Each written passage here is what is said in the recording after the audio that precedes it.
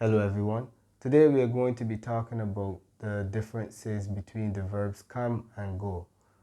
Now these are two verbs that involve movement, and due to this similarity they are often misused in conversation. However, today we are going to look at the rules that govern their usage. As I said, we often misuse them during conversations because of the fact that they are similar in that they both involve movement. And the thing is, we may misuse these verbs from time to time and we will not be corrected because we will be understood. All right? But today we are going to delve deeper into the actual rules, right? So as I said, they both involve movement. And this is the key point. Their usage depends on the speaker's or listener's perspective. Okay? Yes. And when I say perspective, we are talking about location. So we need to know where the speaker is located. Speaker or listener is located. All right? So come. When we are talking about movement between the speaker and the listener, we use come. Okay? So come is used when the movement is towards the speaker or listener. Right. So if we look at this first example, come here, we have an adverb of place here. So here is the point. Here's the destination. So if I were to say that to someone, I'm the speaker and that other person is the listener, right? And I'm telling that person to come here where I am. So we are at two different places and I want that person to move closer to me, right? So this is why we use come, because come is movement towards the speaker. Because I'm the one who says come here. All right? Now we can flip that. All right? If that person tells me I am coming to you, I'm the listener because I haven't said anything. That person says I am coming to you. So they are going to leave wherever he or she is at, and he or she is going to approach me. And I am the listener this time. So we still have to use come. So as you see, come is used when we are talking about approaching the speaker or listener, as I would have shown you in both examples, right? With this imperative, I'm the speaker and the listener is going to approach me, right? The listener is going to approach me because I'm giving him or her that command, all right? But if that listener, no, let's do the reverse. That listener now says, I'm coming to you.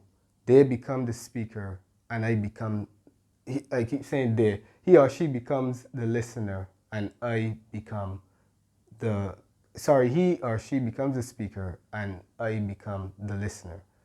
So that person approaches me, all right? So that is how we use come. Movement towards the speaker or listener, all right? Another example, when are you coming to Barbados? Let's say I'm having a conversation, I'm on the phone with my family and I ask them this question, when are you coming to Barbados? That means that I have to be in Barbados. I cannot be elsewhere. I have to be in Barbados when I ask them this question. But I could ask them, when are you going to Spain? Because I'm not in Spain. All right? Remember, come is used when we're talking about movement towards the speaker. So the speaker or listener has to be at that place, wherever the destination is. It has to be, the speaker has to be at that place already. Otherwise, you would have to use a different verb. It should be go. So, as I said, when are you coming to Barbados? Let's say my family is in America, the United States of America, and I'm in Barbados, and I want them to visit me, then I can ask them, when are you coming to Barbados? Because I'm already in Barbados. We can switch the roles. If they want to know, oh, now if I want to say, let's say that I am the speaker and they're the listener. No, sorry, I could flip the locations I mean, and I can tell them, I am coming to see you soon. All right? I can't say I am going to see you. I'm coming to see you, because they're already in America, and my destination, or the destination that I want to go to, is where they are at, right? So the focus is America. Therefore, I would say I am coming to see you. Yep. So always remember that. Movement towards the speaker or listener is going to necessitate come. So obviously go is the complete opposite, right? So when the movement is away from the speaker or listener, we use go, right? Go home.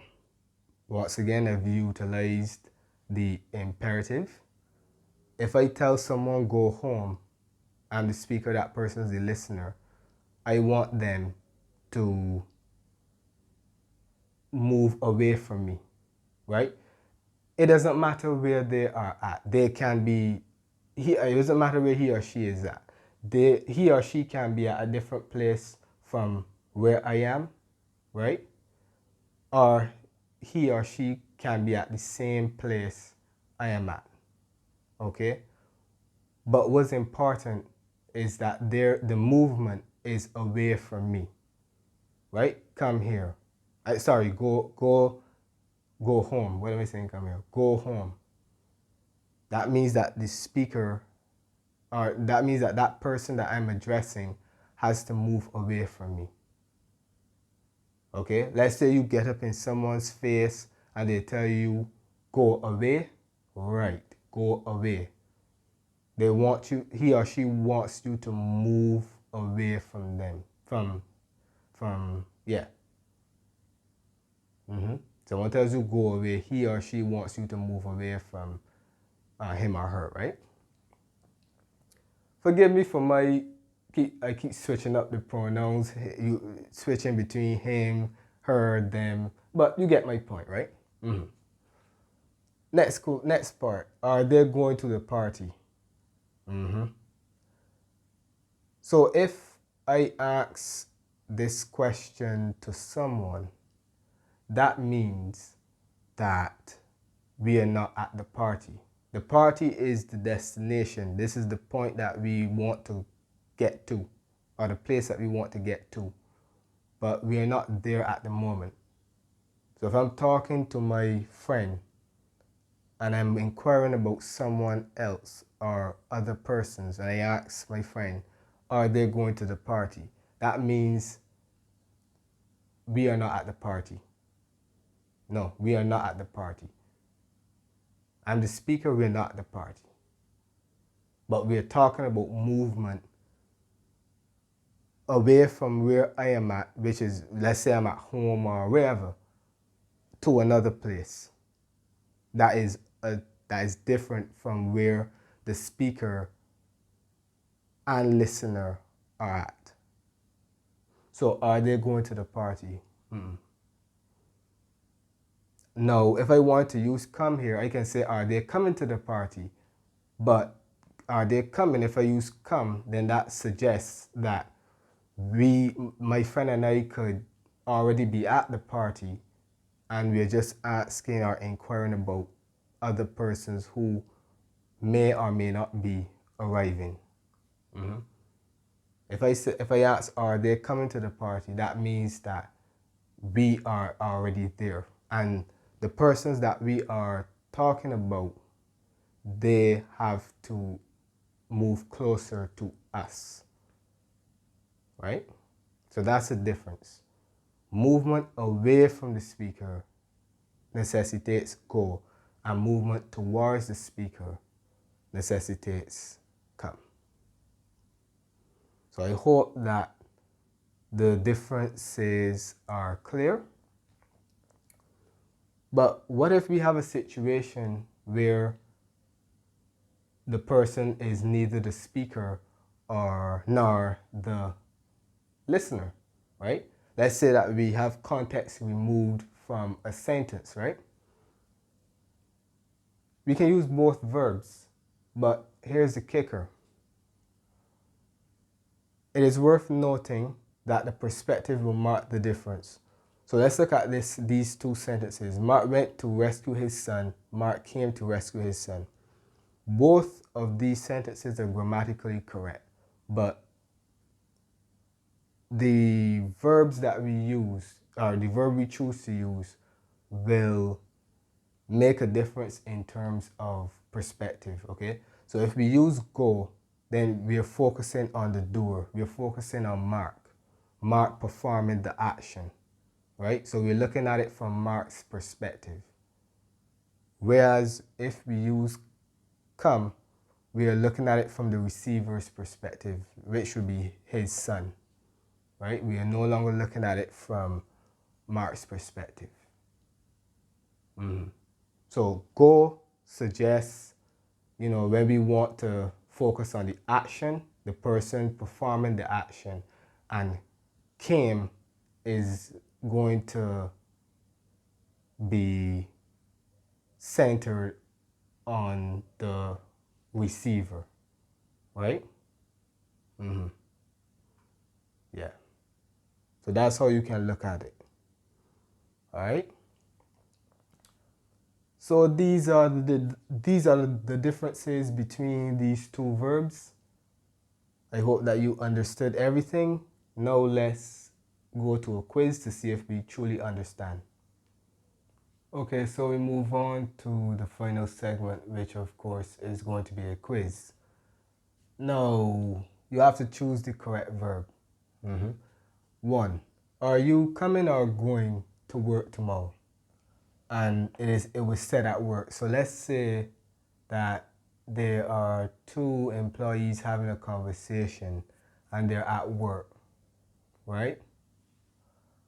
And this is, two persons, and one person asks the other if he or she will be present at work the following day. You see that I'm trying to change my words, right? Are you coming or are you going? So where's the direction of the movement? Where's the direction of the movement, and where is the speaker / listener located? At work. They're at work. And we're talking about work. Therefore, are you coming to work tomorrow? Because they're at work. Now, if this conversation, or if this was said at a different location, we could say, are you going to work tomorrow? Let's say the persons were on the phone and they were on the phone and they were both at home, or both of them were at home, and this question was posed, we would say going, because they are not at work, right? But because they're already at work, we have to use come. The movement is going to be towards them, right? On Tuesday, I will be coming or going to the mall. And this was said at home. which means that it was a different location. Therefore, I will be going to the mall. Doesn't matter where I am, right? Doesn't matter. But the point is, I am not at the mall.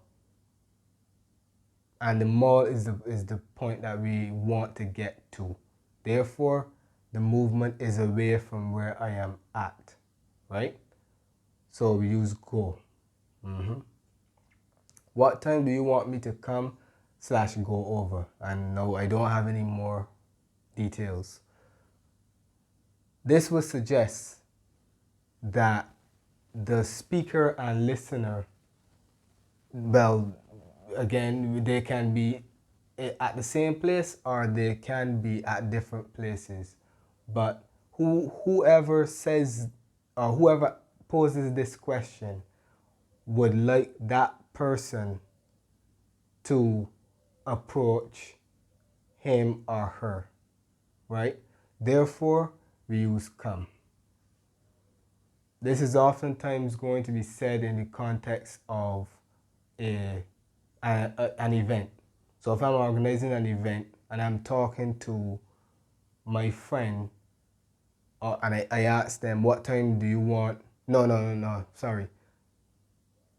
Okay, yeah, let's say they're the one he or she is the one organizing the event, and I ask them that question. I ask him or her that question, right? So that is movement towards the listener in that context, because I'm the one who poses the question and he or she is the listener. So I'm going to him or her. So we use come over. This one should be easy. Come or go away, go. Because we already know away means away, right? Movement away from the speaker. So this one is a no-brainer. That one will be easy, right? And 5, I want to come or go home because outside is too hot, right? Let me just put the thing, forgot that. I want to come or go home because outside is too hot. If I say this, that means that I'm not at home, that I am at a different location, and I want to go home. But yeah, I gave away the answer, but I want to be at home, and home is at a different location from where I am presently at. Therefore, we use go. Yep. All right. So I hope that you understood everything. Okay? Many thanks for watching and see you in the next one.